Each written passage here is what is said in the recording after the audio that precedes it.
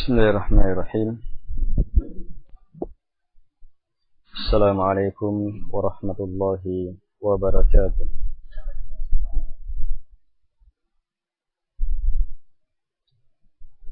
Innal hamdalillah nahmaduhu wa nasta'inuhu wa nastaghfiruh wa na'udzu billahi min shururi anfusina wa sayyiati a'malina. Man yahdihillahu fala mudilla lahu wa man yudlil fala hadiya lahu. Wa ashhadu an la ilaha illallah wahdahu la syarika lahu wa ashhadu anna Muhammadan abduhu wa rasuluh. Ya ayyuhalladzina amanu taqullaha haqqa tuqatih wa la tamutunna illa wa antum muslimun. Ya ayyuhan nasu taqu rabbakumul ladzi khalaqakum min nafsin wahidah wa khalaqa minha zawjaha wa batha minhuma rijalan katsiran wa nisaa'a. واتقوا الله الذي تساءلون به والأرحام إن الله كان عليكم رقيبا. يا أيها الذين آمنوا اتقوا الله وقولوا قولا سديدا يصلح لكم أعمالكم ويغفر لكم ذنوبكم ومن يطع الله ورسوله فقد فاز فوزا عظيما. أما بعد فإن أصدق الحديث كتاب الله وخير الهدي هدي محمد صلى الله عليه وعلى آله وسلم وشر الأمور محدثاتها وكل محدثة بدعة wa kullu bid'atin dhalalah wa kullu dhalalatin finnar.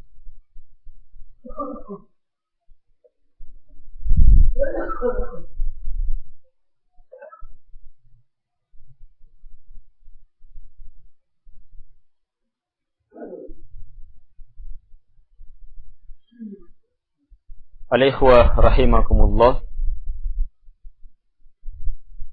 kita bersyukur kepada Allah Subhanahu wa taala atas berbagai nikmat yang Allah Subhanahu wa taala limpahkan kepada kita.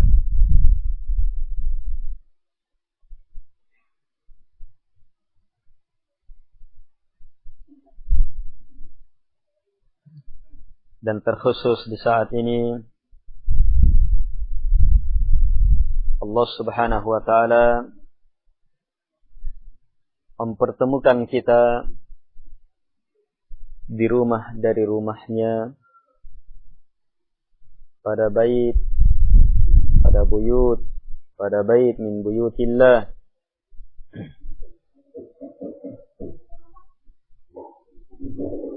Yang mana kita harapkan melalui majlis ini di rumah dari rumah-rumah Allah Subhanahu wa taala ini,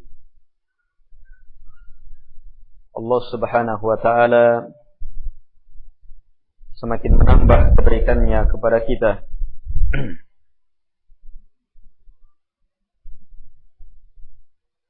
Kita lanjutkan pembahasan kita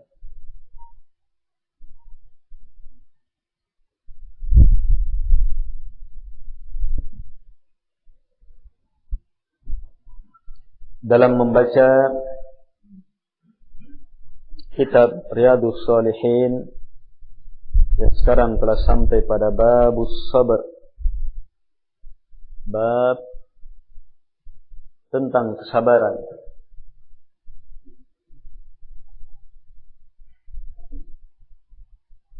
Telah lewat pada pertemuan yang lalu kisah kesabaran yang sangat luar biasa dalam mempertahankan agama. Kisah kesabaran si rahib kesabaran teman raja,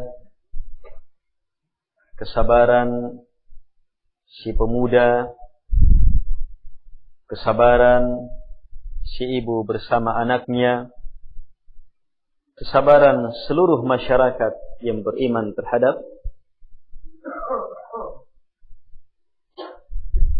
iman pada Allah Subhanahu wa taala.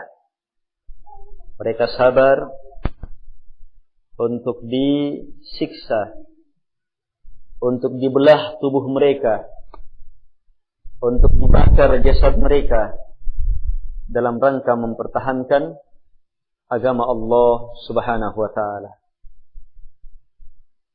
Keteladanan yang sangat luar biasa, yang kalau seandainya kita mengingat-ingat keteladanan itu, kemudian memperlihatkan tentang penderitaan yang kita alami dalam beragama, maka penderitaan kita akan lenyap. Dan yakni akan memberikan kekuatan untuk bisa meraih jenjang kesabaran selanjutnya. Selanjutnya, qala al-Imam Abu Zakaria Yahya ibn Sharaf An-Nawawi rahimahullahu ta'ala, wa an Anas radhiyallahu anhu qala marra an-nabiy sallallahu alaihi wa ala alihi wa sallam bimra'ah tabki 'inda qabr faqala ittaqillah wasbiri faqalat ilayka anni fa innaka lam tusab bi musibati wa lam ta'rifhu faqila laha innahu an-nabi sallallahu alaihi wa ala alihi wasallam fa atat baban nabi sallallahu alaihi wa ala alihi wasallam falam tajid 'indahu bawabin faqalat lam a'rifka faqala innama as-sabru 'inda as-sadmati al-ula muttafaqun alayh wa fi riwayatin li Muslim tabki 'ala sabiyyin laha.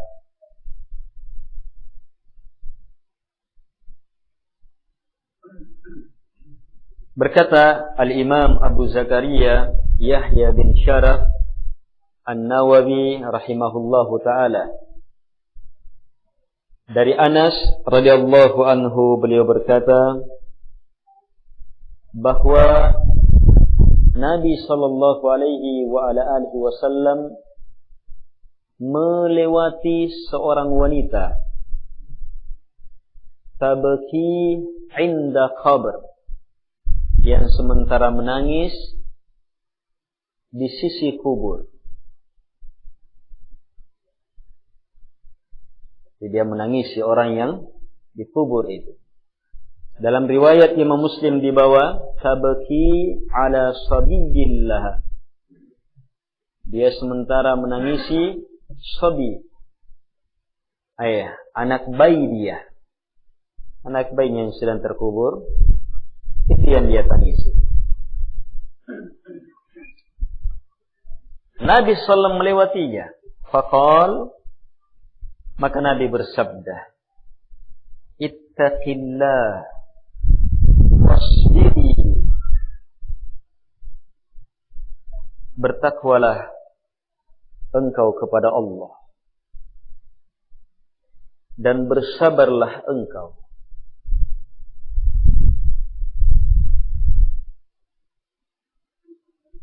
Itu ucapan siapa? Dua.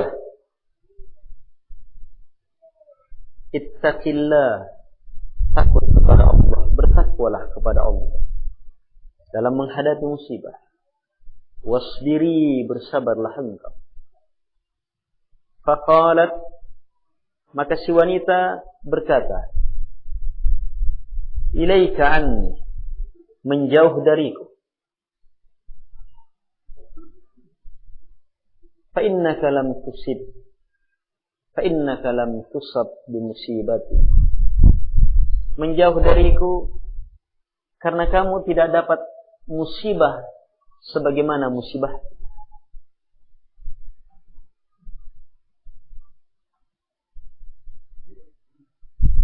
Walam ta'rifhu.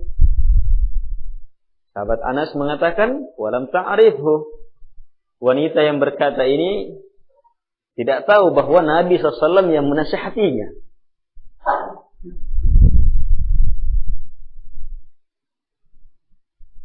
Ya mungkin dia menangis dinasihati oleh Nabi SAW di belakang ya. Ya, atau dari arah bukan dari depannya. Tidak peduli. Pergi dari sini. Bukan kamu yang dapat musibah ini. Bukan anakmu yang meninggal. Ya, kamu bisa bilang begitu. Karena bukan anakmu yang meninggal. Ya, mungkin begitu ya kasarnya. Faqila laha, maka dia pun diberitahu. Innahun nabi. Sungguh dia itu adalah Nabi. Yang tadi itu Nabi SAW. Fa'atat baban Nabi SAW. Maka segera dia mendatangi pintu Nabi sallallahu alaihi wa ala alihi wasallam. Dia mendatangi rumahnya Rasulullah. Setibanya di pintu, falam tajid indahu bawabin. Dia tidak menjumpai di sisi pintu itu bawabin, penjaga.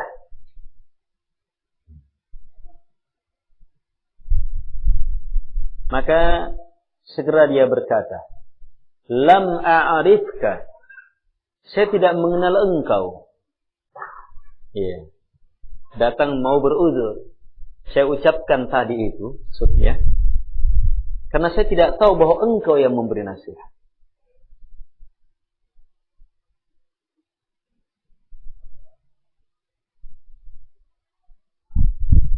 Faqal, maka Nabi SAW bersabda, innamas sabru inda sadmatil ula. Tidaklah kesabaran itu kecuali hanya pada goncangan pertama. Pukulan pertama di situ kesabaran. Saat kita menghadapi musibah. Awal datangnya musibah. Di situ kesabaran. Hadits ini diriwayatkan oleh Imam Al-Bukhari dan Imam Muslim. Datang dari sahabat Anas bin Malik radhiyallahu anhu.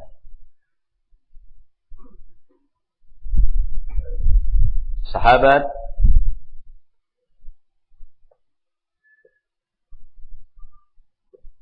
yang dibawa oleh ibunya ketika beliau radhiyallahu anhu masih kecil untuk menjumpai Nabi sallallahu dan diserahkan untuk menjadi pelayannya Nabi.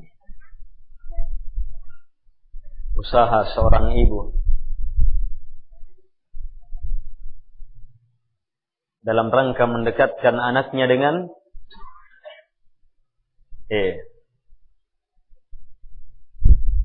penyampai risalah, mendekatkan anaknya dengan ilmu. Dan akhirnya Anas bin Malik radhiyallahu anhu pun melayani Nabi sampai belasan tahun.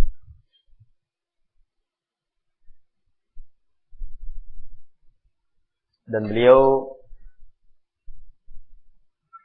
mendapatkan kebaikan yang sangat besar. Di antaranya mendapatkan doa dari Nabi SAW. Nabi doakan supaya Allah Subhanahu wa taala memperbanyak harta beliau, dan anak beliau. Ada juga riwayat yang menjelaskan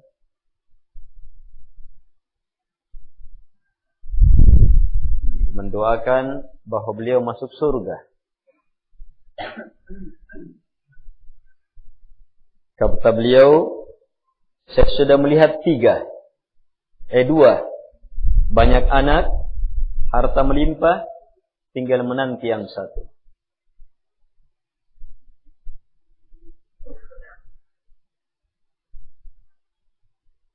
Anak beliau sangat banyak, harta beliau sangat banyak. Anas bin Malik radhiyallahu anhu. Dan beliau menjadi satu dari 7 sahabat Nabi SAW yang paling banyak haditsnya sampai kepada kita.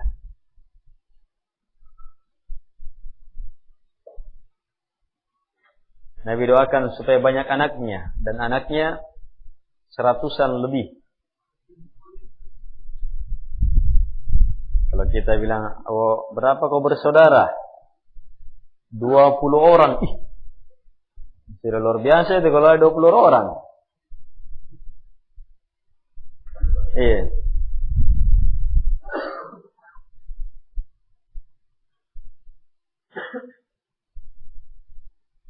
Ini 100 lebih. Saya lupa lebihnya berapa.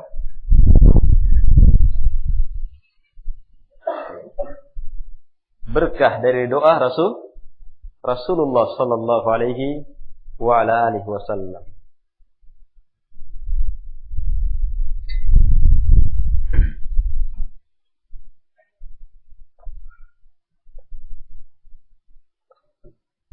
Baik. Beliau meriwayatkan hadits ini, dan betapa banyak ilmu yang sampai kepada kita melalui Anas bin Malik radhiyallahu anhu ini. Sebabnya adalah keberanian ibunya, kesungguhan ibunya membawa si kecil ini dan menetapkannya menjadi pelayan Rasulullah sallallahu alaihi wa ala alihi wasallam. Dan demikianlah ilmu. Seseorang harus merendah di hadapan ilmu. Tidak akan ada orang-orang takabur yang akan mendapatkan kebaikan dari ilmu.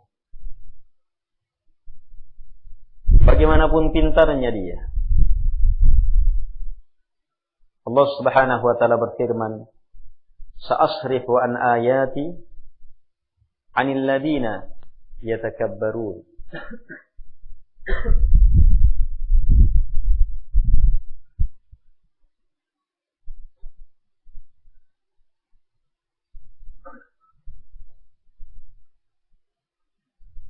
Saya akan palingkan ayat-ayatku terhadap orang-orang yang takabbur.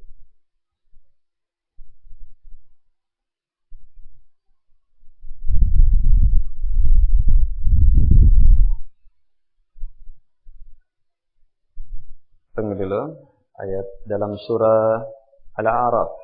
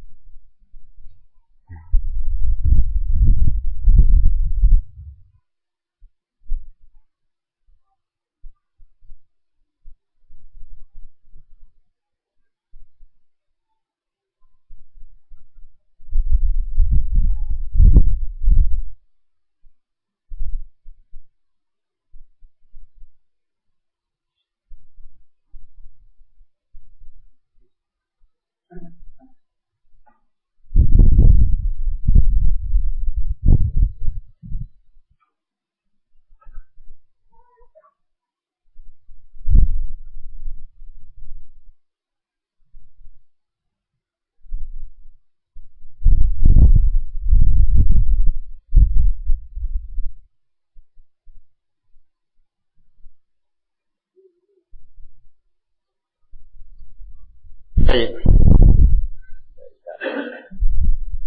Allah Subhanahu wa taala menegaskan, saya akan palingkan ayat-ayatku dari orang-orang yang takabbur.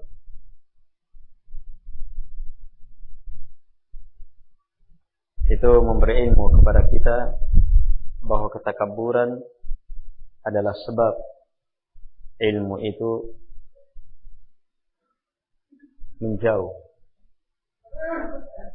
Sebaliknya, kalau orang merendah, tawadu, maka dia akan mendapatkan ilmu.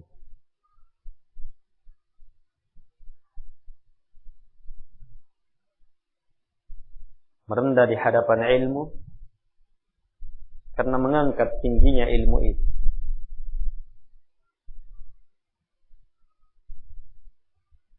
Di antara kemuliaan zaman terdahulu, zamannya tabi'in, atba'ut tabi'in, jangankan para pecinta ilmu, para penguasanya pun mencintai ilmu. Dan mereka datang kepada orang-orang berilmu, bagaimanapun keadaan orang berilmu itu. Apakah dia orang buta, apakah dia orang cacat, dia dari turunan budak, mereka para penguasa ini akan tunduk merendah di hadapan para pemilik ilmu. Ini mengangkat zaman itu menjadi zaman yang terbaik. Karena ilmu betul-betul dimuliakan. Kita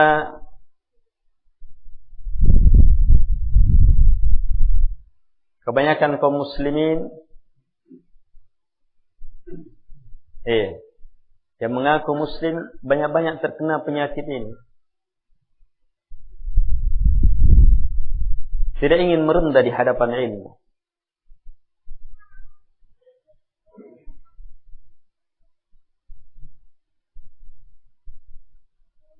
Jangankan kebanyakan kaum muslimin, kebanyakan orang-orang yang suka pengajian saja, itu banyak-banyak sukanya kalau didatangi ustaz. Kalau mendatangi, gengsi. Kalau mendatangi ilmu, belum punya kekuatan ke situ.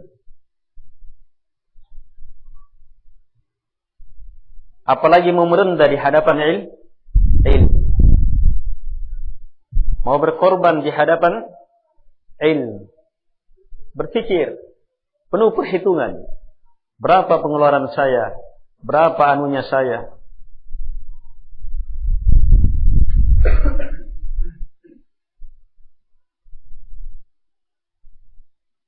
Semua itu jamaah karena kita belum melihat mulianya ilmu itu.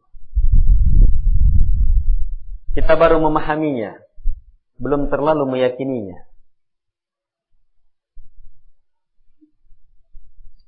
Jamaah yang dimuliakan oleh Allah Subhanahu wa taala.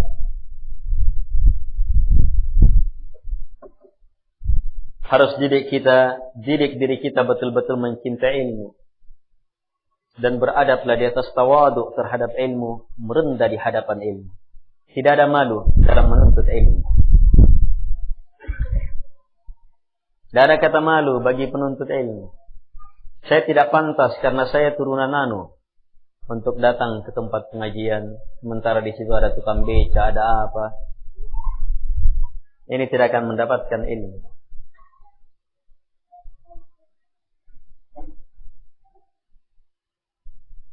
Saya tidak pantas duduk di situ. Sebab saya sudah tua.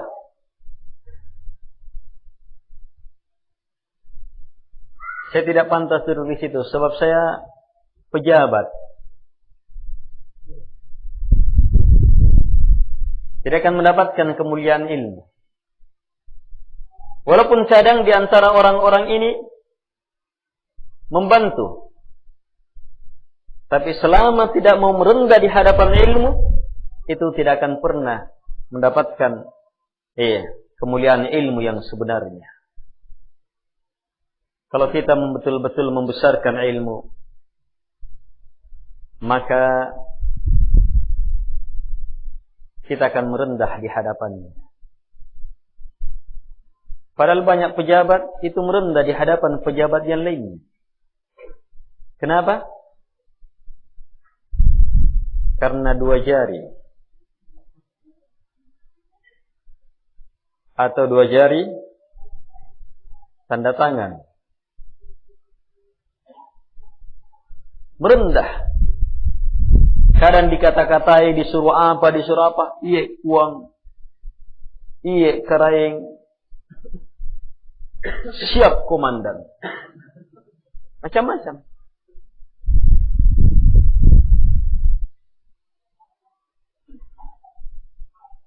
Kenapa? Sebab uang dan jabatan itu yang besar, yang mulia dalam pikiran dan keyakinan. Kaum muslimin yang sebenarnya ilmu yang besar dalam hidupnya, dia akan merendah di hadapan ilmu. Walaupun orang berilmu itu lebih mudah dari kita. Walaupun orang berilmu itu dari kalangan orang-orang rendahan. Yarfa'illahu alladhina amanu minkum. Allah mengangkat orang-orang yang beriman di antara kalian. Ini yang beriman. Terus walladzina utul ilm, dan yang diberi ilmu darajat, berderajat-derajat lagi.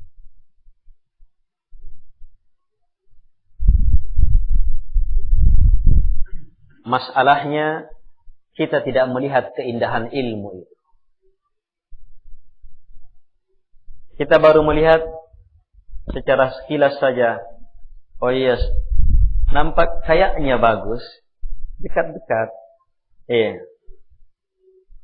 Kayaknya menarik, hadir pengajian, tetapi seandainya orang melihat keindahan ilmu, maka segera dia akan angkat ilmu itu. Kita tahu kisahnya Nabi Yusuf?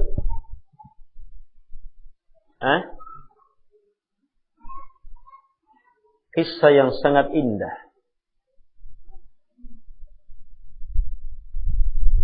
Yang di dalamnya terdapat peristiwa yang sangat indah.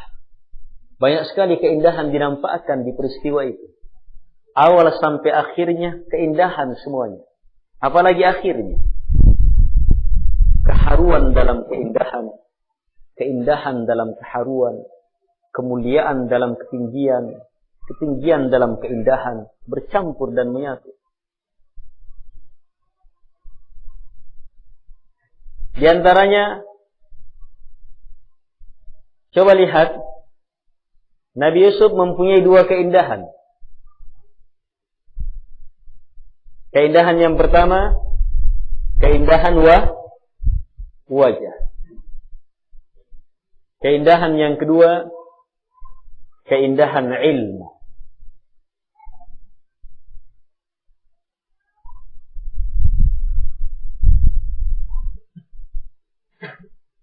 Keindahan wajah beliau terkenal di negeri Mesir, apalagi di kalangan istana, apalagi di kalangan para wanita. Sampai-sampai ketika para wanita itu dipanggil dan Nabi Yusuf disuruh berjalan, mereka mengiris-ngiris tangannya tanpa menyadarinya. Sebab keindahan Nabi Yusuf mampu melenyapkan rasa sakit itu. Ma hadza bashara. Mereka mengatakan ini bukan manusia. Mereka besarkan Allah. Ini bukan manusia. Ini malaikat. Lihat keindahan ini. Tapi keindahan ini tidak bisa menghalangi Nabi Yusuf tetap harus dipenjara. Tetap harus sebagai budak dan harus masuk penjara. penguasa mengharuskan harus masuk penjara agar supaya keadaan bisa lebih tenang. Tapi begitu raja, penguasa melihat keindahannya yang kedua, keindahan ilmunya, langsung dikeluarkan. Dibebaskan dari budak. Dibebaskan dari tahanan, penjara. Sekedar bebas, dikasih kedudukan. Kedudukan asal-asalan, tidak. Kedudukan yang sangat tinggi. Dia di bawahnya raja.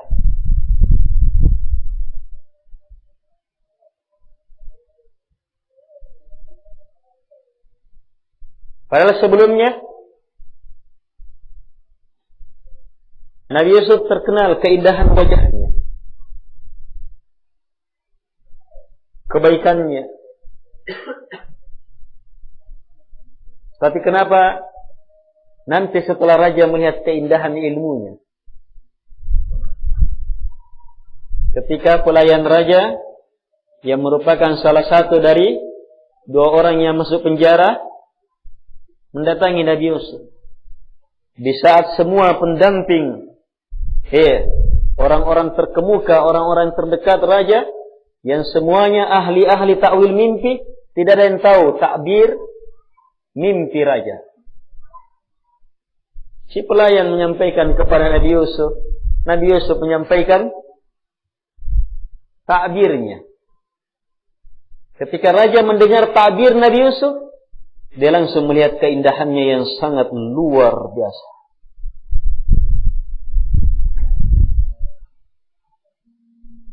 Keindahan yang sangat luar biasa.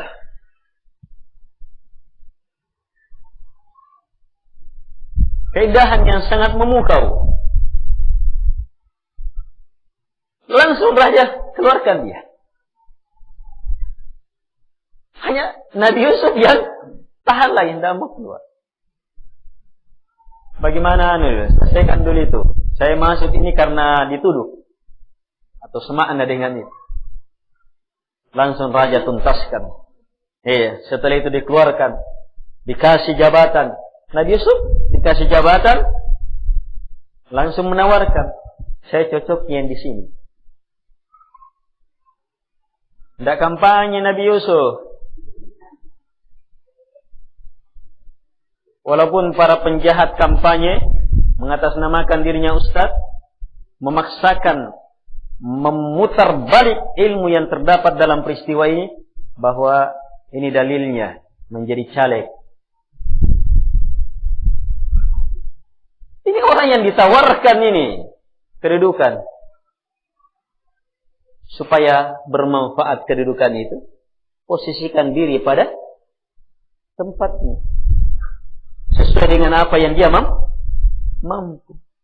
Kalau sekarang sudah tidak ditawarkan, memaksakan diri, menawarkan diri, membayar orang lagi, berjanji dengan dusta lagi, menyogok lagi, ditambah lagi, yang penting dapat jabatan, walaupun bukan keahliannya. Akhirnya kekacauan.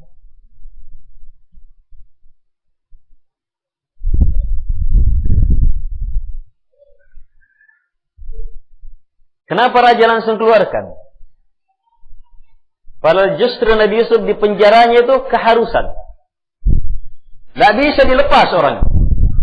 Kacau keadaan kalau dilepas. Tapi semua itu tidak dipeduli lagi. Sebab raja sudah melihat keindahan ilmu. Apa itu?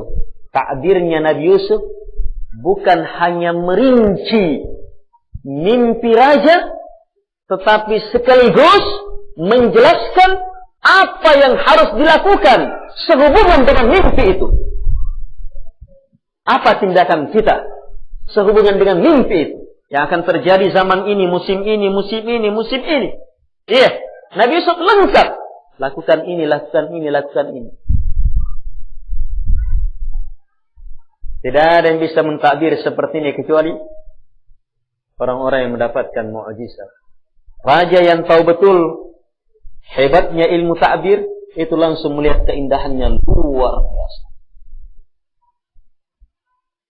Pendamping-pendamping raja yang ahli-ahli ta'wil mimpi, tidak ada yang membangkang, cemburu, sebab semuanya tunduk akan keindahan ta'bir itu. Inilah keindahan ilmu. Siapa yang melihatnya akan mengangkat pemiliknya. Masalahnya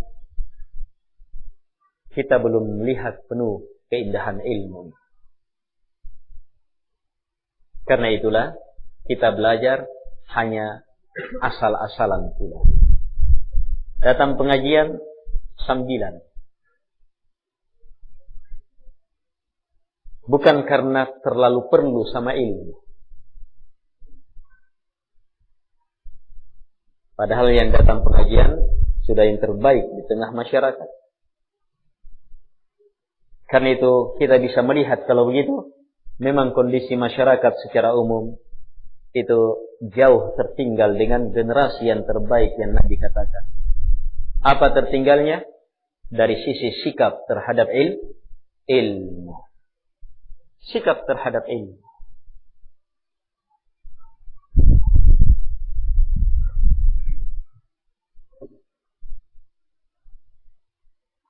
Karena kita tidak melihat keindahan ilmu, akhirnya apa?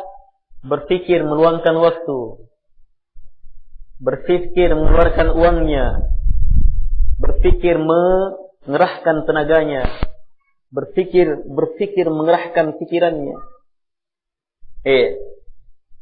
Tetapi keindahan harta yang dilihat, keindahan wanita yang dilihat, keindahan syahwat yang terlihat, maka dia rela kerahkan segenap kemampuannya untuk itu. Masalahnya adalah kita melihat keindahan yang lain.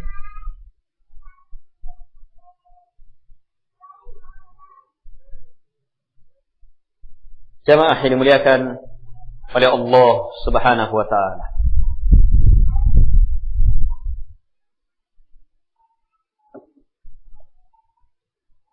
Inna Allah jamil yuhibbul jamal.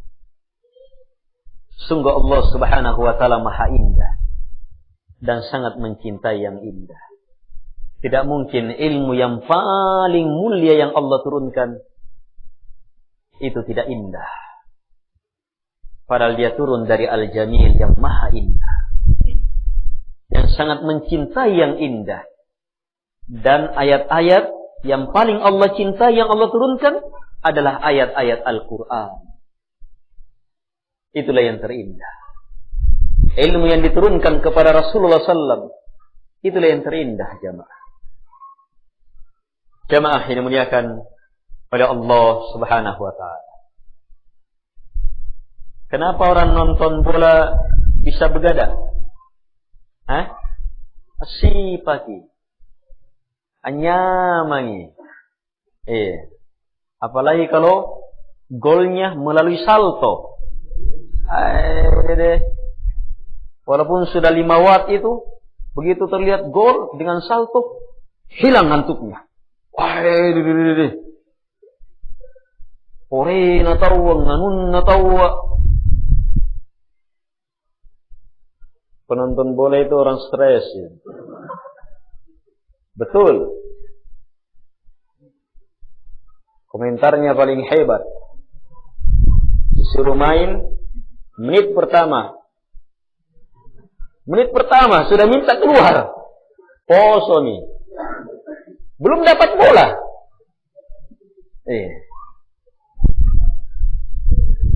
Jamaah yang dimuliakan oleh Allah Subhanahu wa ta'ala.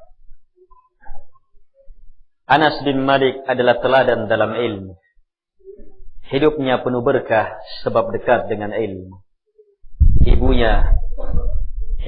Ibunya adalah salah satu sebab besar ilmu ini. Kullu mauludin yuladu alal fitrah. Semua dilahirkan lahir di atas fitrah. Fa'abawah, 2 orang tuanya lah. Fa'abawah, alladani yuhawwidani au yunassirani au yumajjisani au kama qala Nabi sallallahu alaihi wasallam. Kedua orang tuanya yang menjadikan anaknya itu Yahudi atau Nasara atau Majusi.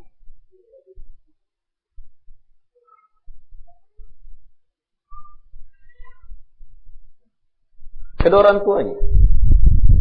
Kenapa? Sebab kedua orang tuanya tidak bisa menjadi pendidik. Paling hebatnya orang tua sekarang hanya bisa menjadi apa? Paling hebatnya, yang paling baiknya. Yang paling baiknya orang tuanya ingin anaknya baik. Terus apa yang dia lakukan? Dia ajak anaknya ke tempat yang baik. Kalau tidak bisa, dia pukul, dia biayai. Tapi tidak bisa menjadi pendidik.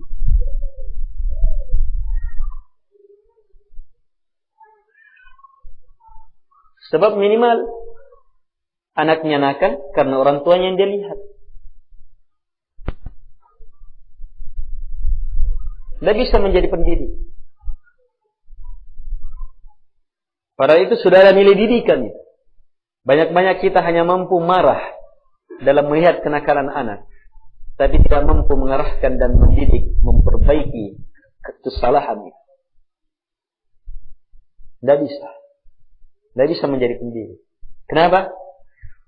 Sebab hanya mau menikah. Tidak mau susah. Seorang muslim harus betul-betul siap. Menjadi pendidik tidak harus bisa menguasai banyak hadis dan ayat. Tetapi menjadi pendidik harus memiliki kesabaran dan nilai rahmat, nilai kasih sayang.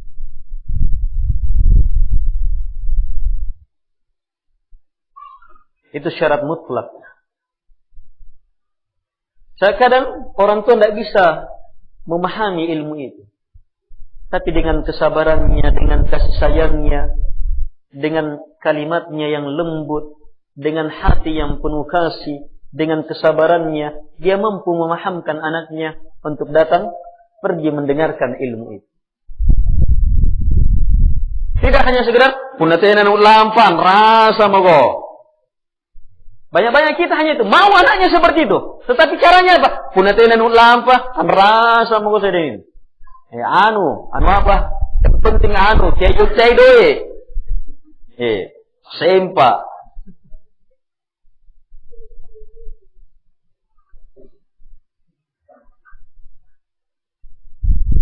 Tidak bisa menjadi pendidik.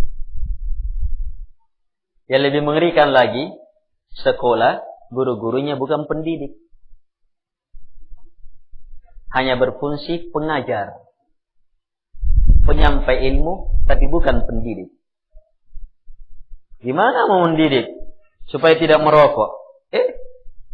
Guru sama murid estafet di. Kelurun-lurun nak. Anu ini.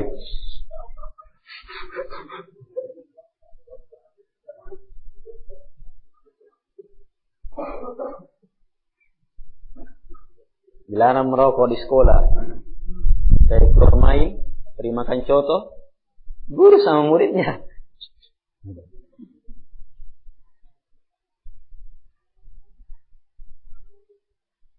Dilarang ini. Sementara gurunya yang pengedar.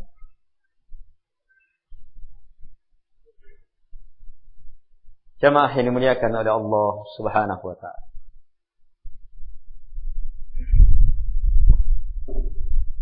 Ini Anas bin Malik radhiyallahu anhu. Beliau menyampaikan ilmu ini kepada kita bahwa Nabi pernah melewati seorang wanita menangis di sisi kubur karena anak bayi. Wajar ya? Bayi ya? Nabi saja menangis ya? Iya. Menangis. Dan belum lewat ya hadisnya? Sudah lewat. Hadis yang di dalamnya ada doa PR itu. Iya. Masih ingat doanya? Amin. Masih ingat doanya? Ayo. Inna lillahi ma akhadha wa lahu ma a'ta wa kullu syai'in 'indahu bi ajalin musamma. Isbir wahtasib. Nabi menangis. Kata Nabi, ini rahmat yang Allah beri kepada hambanya. Ini juga menangis. Masalahnya ini menangis di kuburan. Berarti tidak ditahu lagi menangisnya sebelumnya itu gimana sudah. Ini sampai di kuburan ini menangis sudah. Ini menunjukkan tidak ada kesabaran sudah.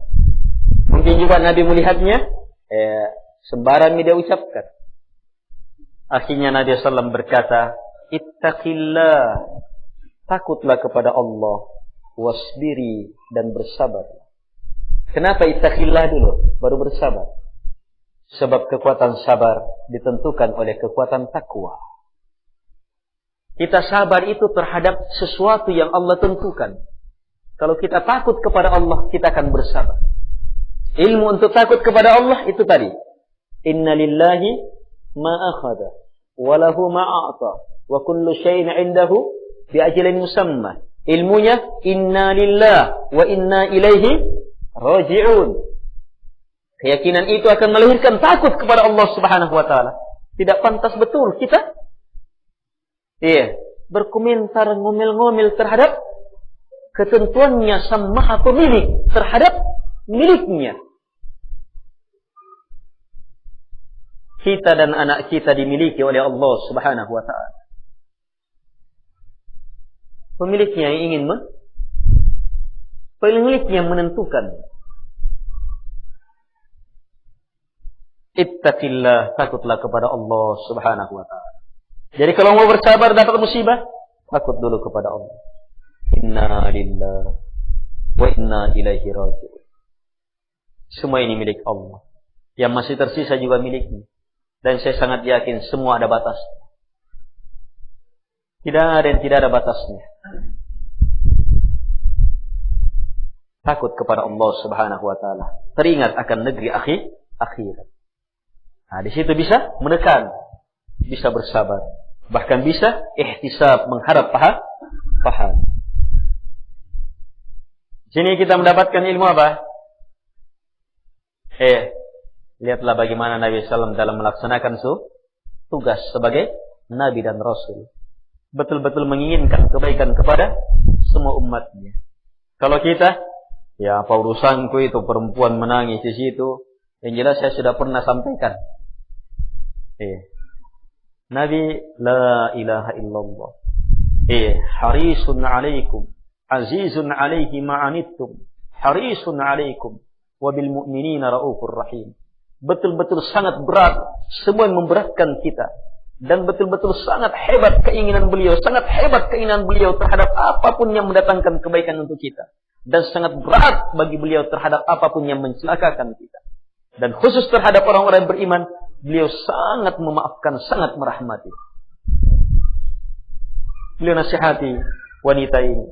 Beliau inginkan mendapatkan pahala kesabaran. Beliau perintahkan supaya bertakwa kepada Allah Subhanahu wa taala. Nasihat penuh niat yang sangat baik. Penuh nasihat. Nasihat yang betul-betul didasari oleh rahmat, tanggung jawab, keinginan besar, keinginan kebaikan untuk si wanita. Tapi wanita ini mengatakan, ilaika anni. Bela-bela kau. Menjauh engkau. Ini kalimat apa ini? Luar biasa ini. Kalimat kurang ajar. Ini terhadap Nabi ya. Kalau sekedar Nabi datang saja kemudian disuruh pergi, itu sudah kurang ajar betul. Apalagi ini datang untuk Nabi datang ingin menasihati, memberi kebaikan, menuntun si wanita. Tapi ilaika anni, menjauh engkau dariku. Fa innaka lam tusab bi musibati, karena engkau tidak ditimpakan musibah dengan musibah. Di sini terlihat apa jamaah? Sabarnya Rasulullah sallallahu alaihi wa ala alihi wasallam dan hebatnya tawadhu'nya beliau alaihi salatu wassalam.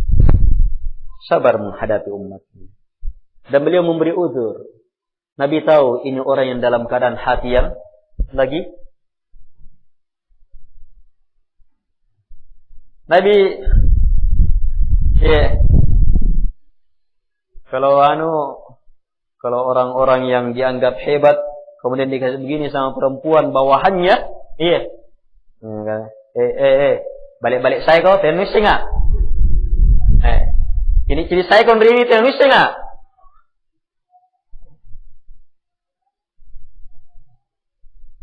Disuruh balik, hei, coba balik. Kau tidak tahu saya, siapa yang datang?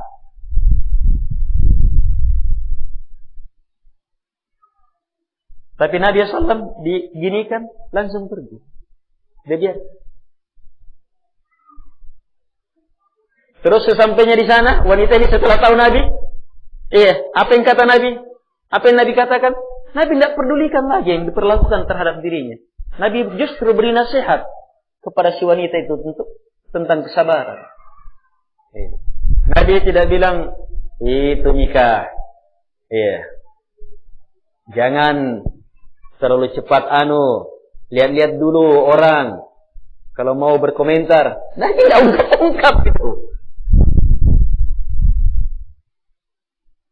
Kesabaran yang sangat luar biasa.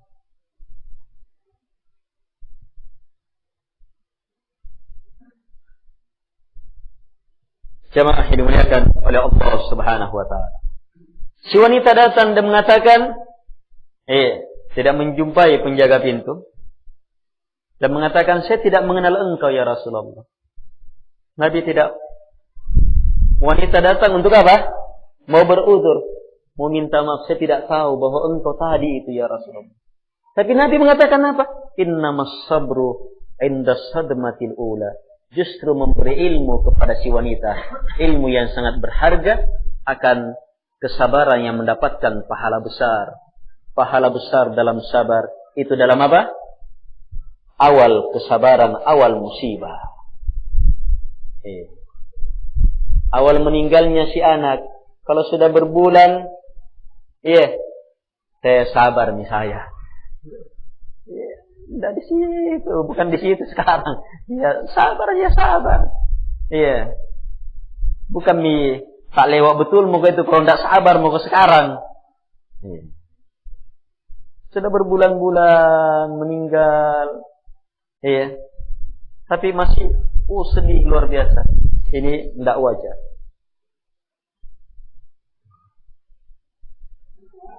Sabar yang mendapatkan pahala itu inda sadmatil ula, di awal musibah.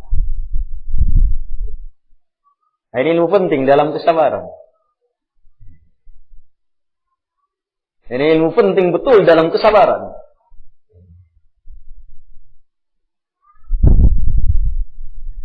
Dan banyak orang yang lalai dalam memahami kesabaran sehubungan dengan hadis ini. Jamaah yang dimuliakan oleh Allah Subhanahu wa taala. Baik, hadis ini juga memberi ilmu kepada kita bahwa akhlak Rasulullah sallallahu alaihi wa ala alihi wasallam betul-betul merupakan akhlak yang sangat sempurna. Akhlak yang sangat sempurna. Dan beliau alaihi salatu wassalam memberi ilmu kepada umatnya dalam setiap waktu dan merinci ilmu itu kepada orang-orang yang betul-betul memerlukannya, sehingga setiap penyampaian Nabi itu tepat guna, pas kena, betul-betul bermanfaat, betul-betul bermanfaat. Nabi tahu orang dalam keadaan seperti ini, ilmu tentang kesabaran yang diajarkan. Dan disebutkan dulu hukum-hukum, mendatangi kuburan bagi wanita. Dan disebutkan itu. Nabi tidak tegur dulu masalah itu. Ya Nabi tegur apa yang paling dirasa sekarang tentang kepedihannya. Ini penyakitnya. Harus diterapi dengan apa? Tentang kesabaran yang cocok. Ini kesempurnaan Rasulullah SAW dalam menyampaikan ilmu. sehingga orang yang menerima ilmu betul-betul mengambil ilmu di saat yang tepat. Karena itulah sempurna agama yang beliau alaihi salatu wassalam sampaikan. Allah Subhanahu wa taala menegaskan, "Al-yawma akmaltu lakum dinakum wa atmamtu 'alaikum ni'mati wa raditu lakumul Islam madina." Baik.